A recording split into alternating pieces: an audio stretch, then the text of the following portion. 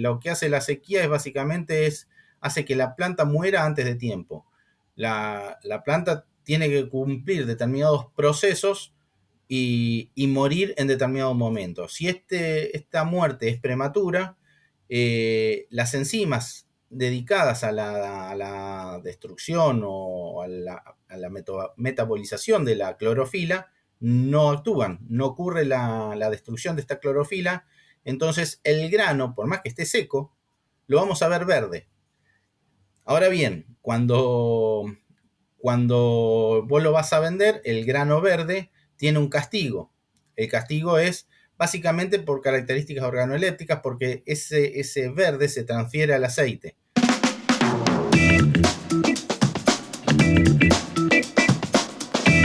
Hola, bienvenidos a este nuevo episodio de Avi Podcast.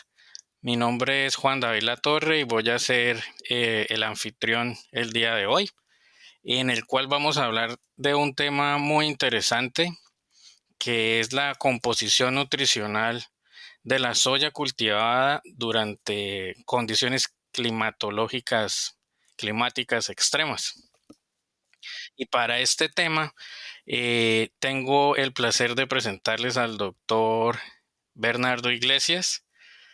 Eh, Hola Bernardo, ¿cómo estás? ¿Qué tal, Juan? Buenas tardes. ¿Cómo va todo?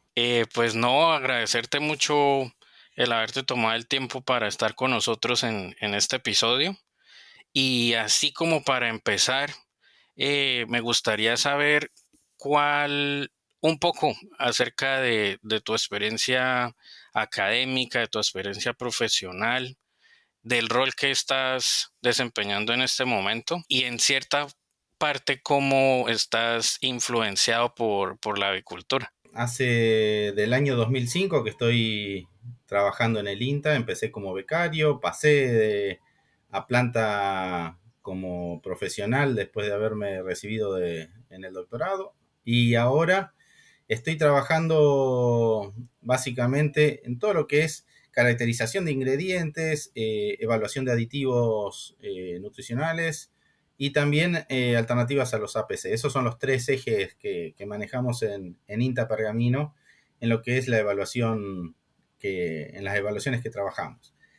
Básicamente, bueno, la vida nos ha llevado por este hermoso camino de lo que es la nutrición avícola.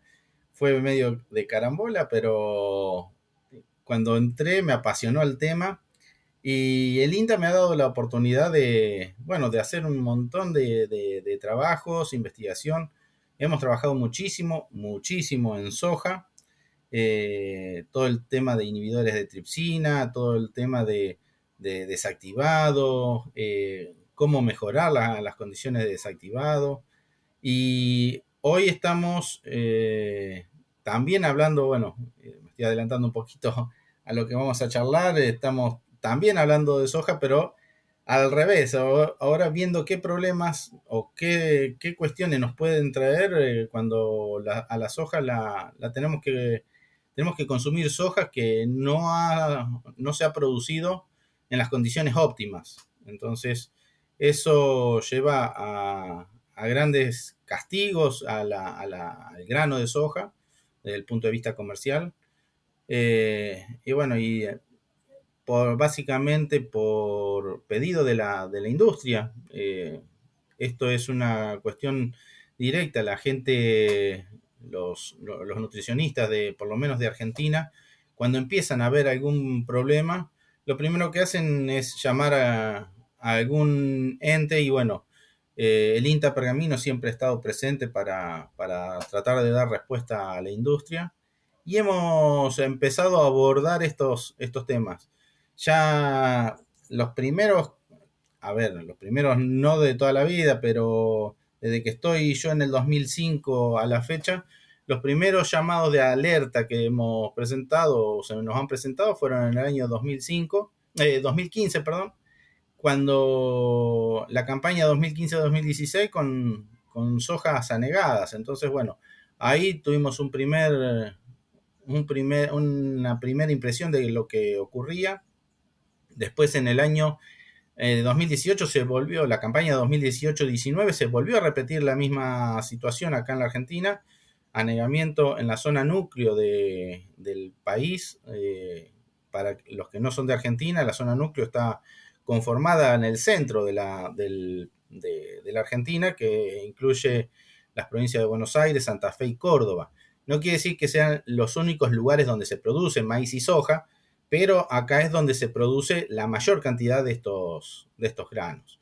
Entonces, la industria, cuando empieza a ver algún problema, lo que hacen es levantar el teléfono y empiezan a consultarnos. Y bueno, en función de los resultados que hemos ido recabando a lo largo de todos estos años, que no son cuestiones experimentales que hemos diagramado un experimento, sino que son condiciones climatológicas que se fueron dando, y en base a eso hemos recogido muestras y hemos analizado múltiples datos para llevar tranquilidad a los productores de lo que está consumiendo, o poder tener un conocimiento de lo que va a comer este pollo, ¿viste? Y basado en toda esa información que han obtenido, ¿cómo influyen las condiciones climatológicas extremas la producción de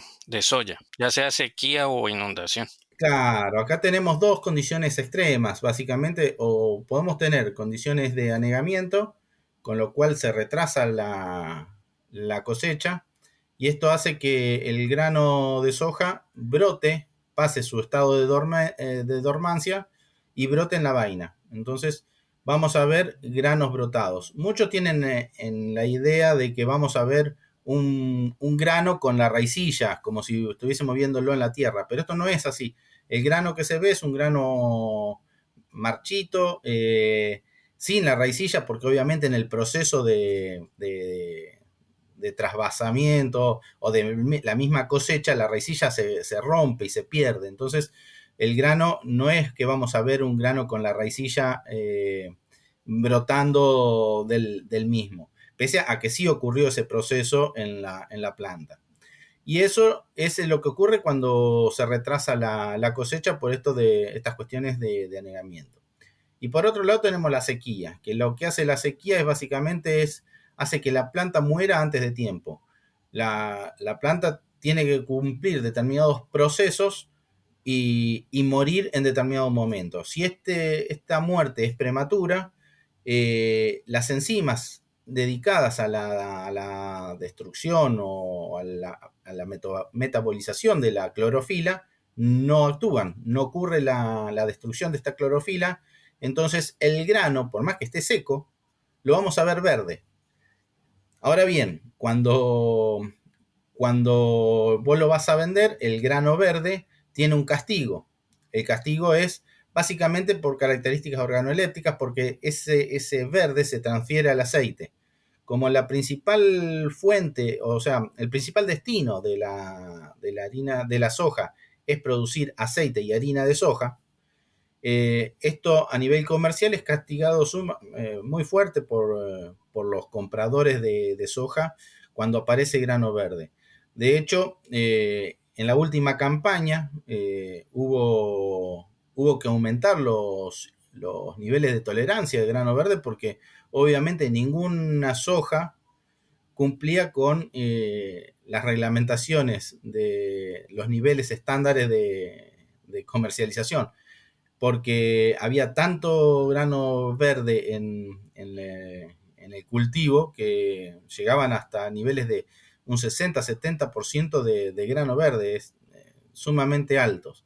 Entonces eso hizo que se moligeraran algunas penalidades que se practican a la hora de comercializar el grano de soja. Se relajaron algunos límites, pero bueno, ahí es donde entra después el producto que queda, que es la harina de soja o la soja integral que vamos a consumir, o el speller de soja que vamos a consumir, puede provenir de uno de estos granos, o sea, ya sea por grano brotado o dañado, que se llaman, o por grano verde. Entonces, ¿qué es lo que cómo tenemos que encarar nosotros como nutricionistas. Ahí es donde entra el INTA y empezamos a trabajar justamente en esta caracterización de estos ingredientes. ¿Y cómo varía la composición nutricional, por ejemplo, de la soya integral o del expeller que se obtiene del grano dañado? ¿Y cómo afecta eso realmente ya a nivel alimenticio, a nivel nutricional? Claro, acá hay varias cosas a tener en cuenta cuando hablamos de grano dañado. Grano dañado es el que comentaba que queda después de ese brotado del grano. Básicamente, cuando está dañado el grano, piensa que los nutrientes están perdidos o se metabolizaron y no están disponibles. Y para sorpresa de todos nosotros, la cuestión fue al revés. Hay mayor disponibilidad de nutrientes, mayor metabolicidad de la energía bruta, o sea, mejoraba la utilización de la energía bruta cuanto más daño tenía la soja. Y empezamos a indagar, a buscar trabajos, porque esto no es nuevo. Como te decía, nosotros empezamos, el grupo de nutrición empezamos a trabajarlo en el 2015, pero hay trabajos previos donde brotaban el grano de soja. De hecho, los chinos brotan granos de soja hace miles de años atrás. Entonces, encontramos que el proceso de brotado mejora la utilización de la energía, la utilización de los nutrientes, y de hecho muchos nutrientes se concentran porque al comenzar los procesos de digestión y no de digestión, perdón, de metabolización de esa soja que está queriendo brotar, hay movilización de nutrientes. Y esos nutrientes que están encerrados en el grano, cuando comienzan los procesos de germinado, esos nutrientes se liberan y entonces están mucho más disponibles para la digestión de los animales. Entonces eso nos juega a favor. Entonces, cuando empezamos a ver todo esto, encontramos trabajos previos hechos por un referente que es Steve Leeson, en el año 85 ya lo había hecho, y él sí cultivó los granos de soja en condiciones controladas y todo esto, y encontró lo mismo que encontramos nosotros, que mejoraba la utilización, incrementaba los niveles de proteína, pero ojo a esto, niveles de proteína aumentan, pero cuando nosotros queremos ver o empezamos a mirar más en detalle los aminoácidos no crecen en igual proporción. Eso sí hay que tenerlo en cuenta. O sea, supongamos que la proteína te aumentó un 10%, los aminoácidos no aumentan un 10%. Hay aminoácidos que van a aumentar por arriba y otros por debajo de ese 10%. ¿Me explico? Entonces, ¿qué pasa? El key de la cuestión es que los aminoácidos de mayor interés para la nutrición animal, como son la metionina, la lisina, la treonina, no son los que más aumentan. Entonces, ojo con ese tema, porque no nos entusiasmemos a decir, bueno, tenemos soja brotada, vamos a subirle los niveles de proteína y eh, automáticamente le subimos los niveles de aminoácidos, porque vamos a caer en un pecado ahí, porque vamos a estar metiendo un ruido que es poner o sobrevalorar el nivel de aminoácidos, sobre todo de lisina y de metionina, cuando en realidad no subió un 10%, subieron un 4, un 5 o a veces incluso bajan los niveles de estos aminoácidos. Entonces eso sí hay que tenerlo presente y hay que tener ciertos recaudos. Eso desde el punto de vista nutricional. Y la otra cuestión que se puede presentar en el tema de soja brotada es que esta soja estuvo en condiciones de humedad. Estas condiciones de humedad, como todos sabemos, favorecen el desarrollo de hongos. Los hongos son sinónimo de micotoxinas. Entonces ahí es donde entra otra pata, que es el tema de la presencia de micotoxinas. Entonces, la otra cuestión que tenemos que tener presente, por un lado, como les decía, desde el punto de vista nutricional, mejoran los parámetros, está todo bien, pero tenemos, por otro lado, el riesgo de que haya micotoxinas. ¿Cuándo se producen micotoxinas? Si el hongo no se estresa, el hongo normalmente no produce micotoxinas. Las micotoxinas es un sistema de defensa del hongo ante una condición adversa como puede ser una condición climática. Imagínate que en estas condiciones de humedad, de repente hay una noche fría, entonces, ¿qué va a pasar? Ese hongo se va a estresar y ahí sí va a producir micotoxina. Pero si ese hongo se muere, o sea, es cosechada el grano de soja con hongos y secado instantáneamente, ese hongo no se estresa, muere el hongo y no produce micotoxinas. ¿Qué es lo que nos pasó acá a nosotros? Nosotros empezamos a hacer análisis de micotoxinas y encontramos que los niveles de micotoxinas que encontrábamos en los materiales analizados no eran alarmantes. Ahí tenemos otra cuestión. Las micotoxinas no están solas, siempre hay varias.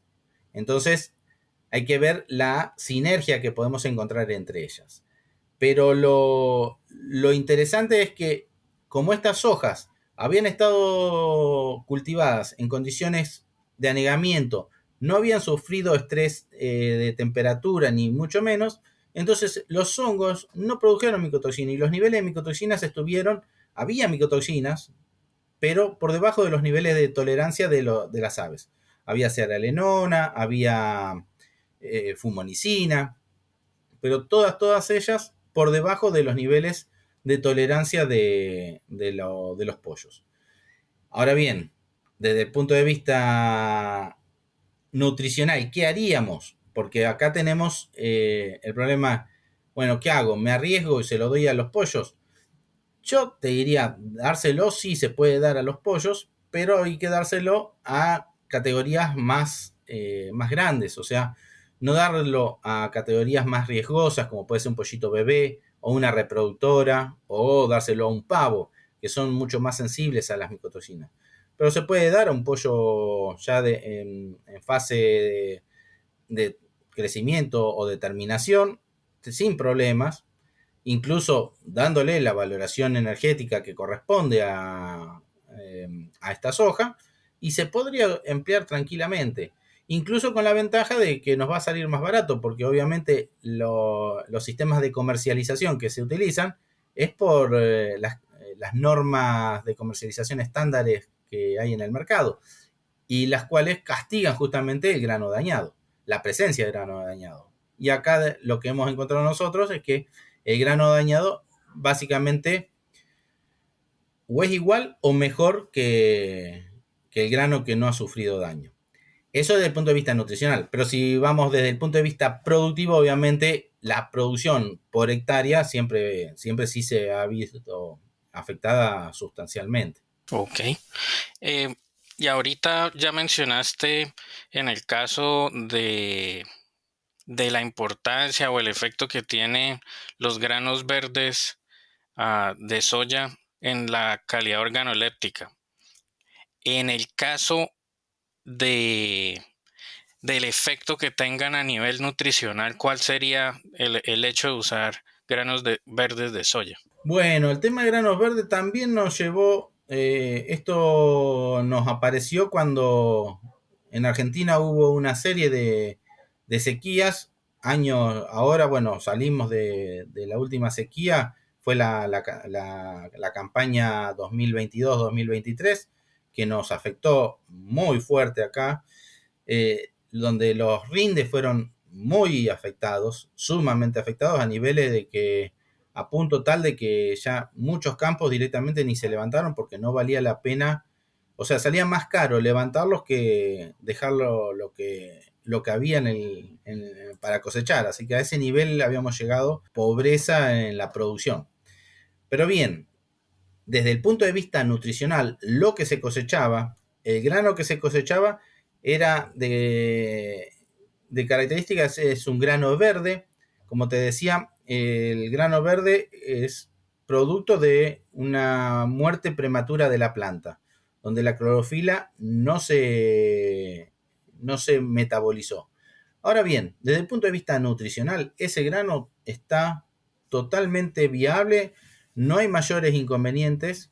De hecho, incluso analizamos acá, hicimos un estudio de varias zonas y en la misma zona campos que tenían gran cantidad de grano verde y campos que tenían poca cantidad de grano verde.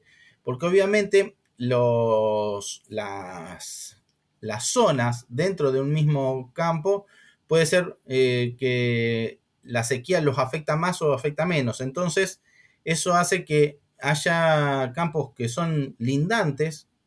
En un campo no tenés prácticamente grano verde y en el otro tenés un 50% de grano verde. Y es porque justo ese campo está más bajo, le alcanza las raíces alcanzan al agua. En cambio el otro que está en un campo alto, las raíces no llegan al agua y la planta sufre más el estrés hídrico. ¿Qué ocurre con esto? Encontramos acá que el efecto de zona fue mayor que el efecto de grano verde.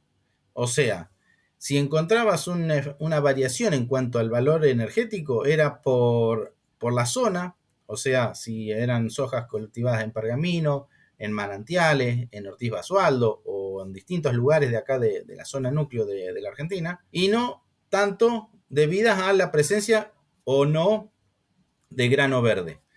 De hecho, prácticamente el nivel de grano verde no afectó los parámetros de proteína, de aceite ni de energía. E incluso sí encontramos que tendió, no llegó a ser significativo, pero hubo una tendencia a mejor utilización de la energía bruta, cuanto más grano verde teníamos. Entonces, eso nos hace pensar que, que estos granos que están que no llegaron a cumplir con todos sus procesos de maduración, tienen los nutrientes un poco más disponibles que un grano que cumplió con todos sus procesos de maduración correctamente.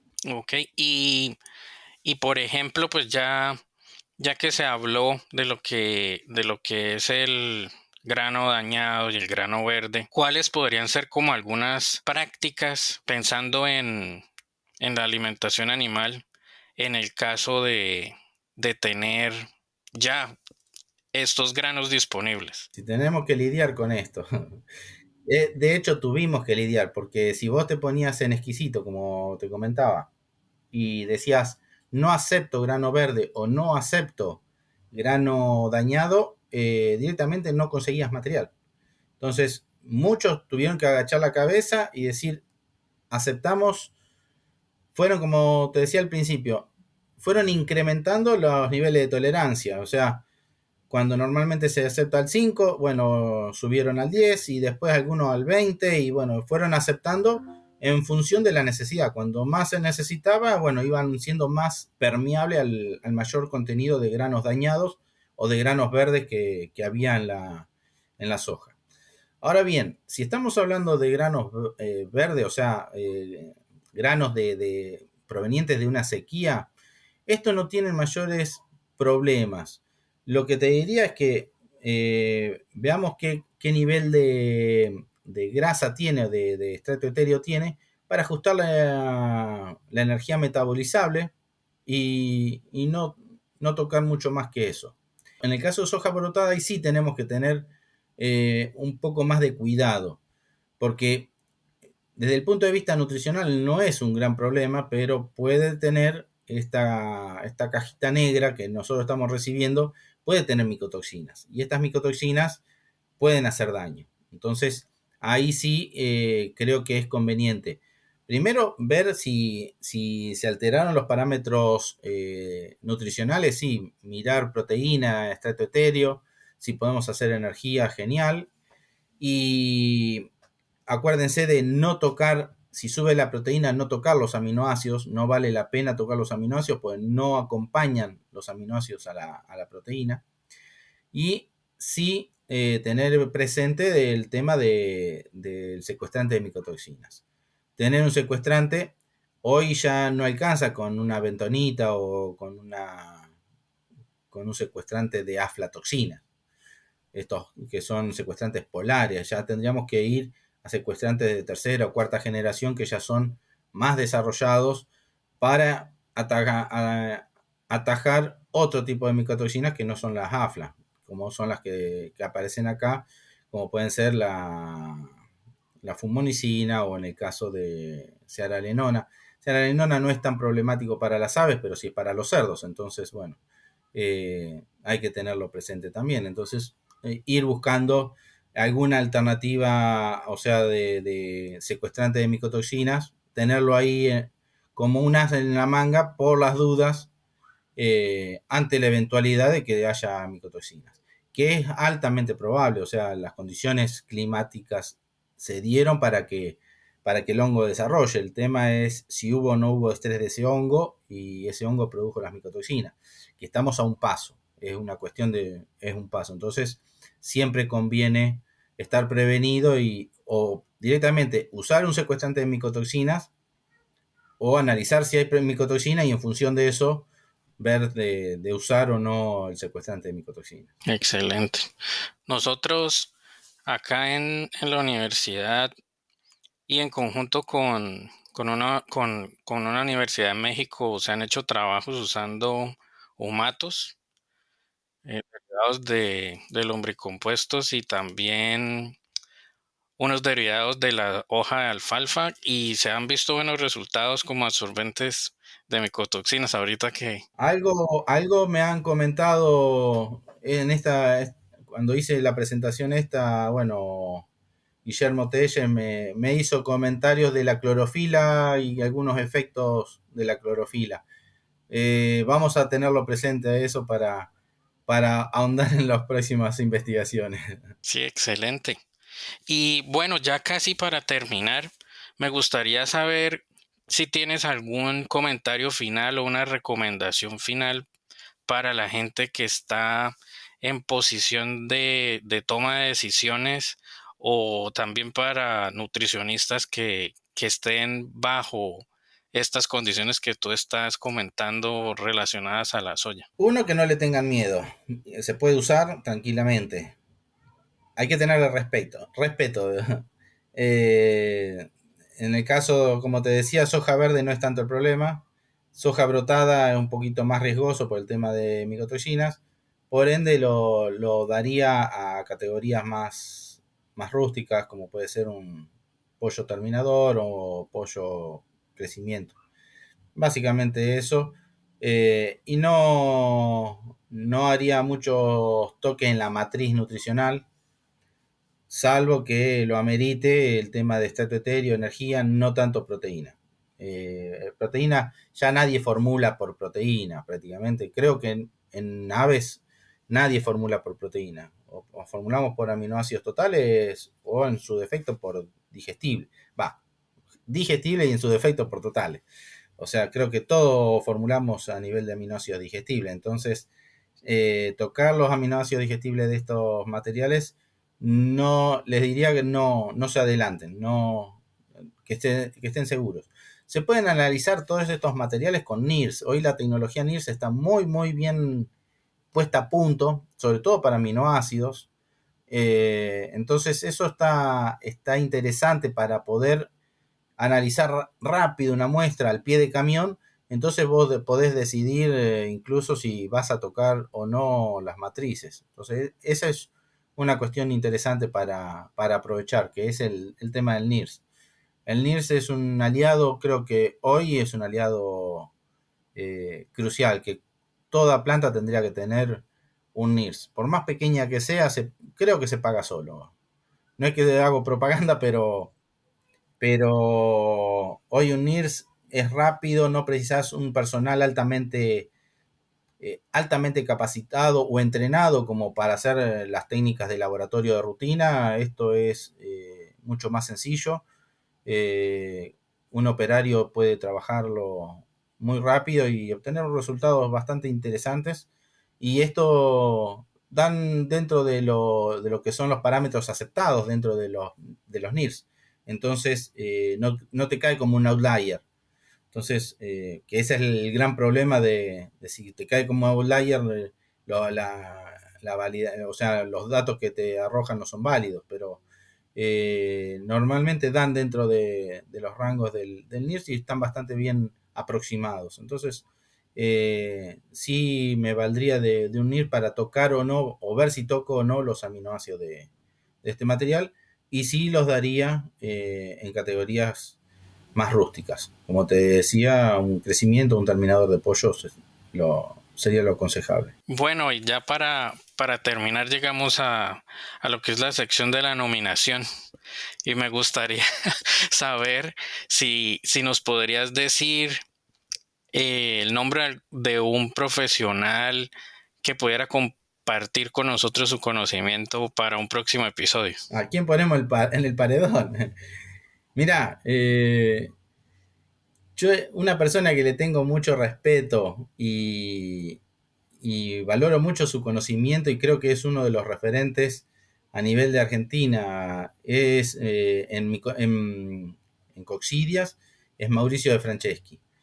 Él es profesor emérito de la Universidad Nacional de Luján y tiene una vasta experiencia en todo lo que es Coxidias. Así que si les interesa y les parece interesante el tema, creo que él es una persona que se puede aprovechar y tiene muchos conocimientos, mucha calle, mucho andar. Entonces, eso para valorarlo. Excelente, vamos a contactarlo y ojalá se anime a compartir con nosotros en un próximo episodio. De seguro, Juan. Pues Bernardo, muchas gracias por su tiempo y por aceptar la invitación y estaremos en contacto para futuras actividades. Genial, ningún problema, Juan. Es un gusto, el gusto es mío para poder contarles siempre lo que hacemos en INTA. INTA es un organismo gubernamental, pero muy cercano a la industria. O sea, como ves, esto es el trabajo que hacemos. O sea, estamos dando respuesta a los problemas que tienen en el día a día la industria. Entonces, eso es lo que trabajamos acá y bueno, darle para adelante. Condiciones económicas adversas o favorables, siempre estamos para tratar de dar respuesta, ya sea a la industria nacional como a la internacional. Así que esta información es válida no solamente para la Argentina, sino para toda América. Perfecto. Muchas gracias por su tiempo. Nos estamos viendo. Bueno, pues. Un gusto. Hasta la próxima.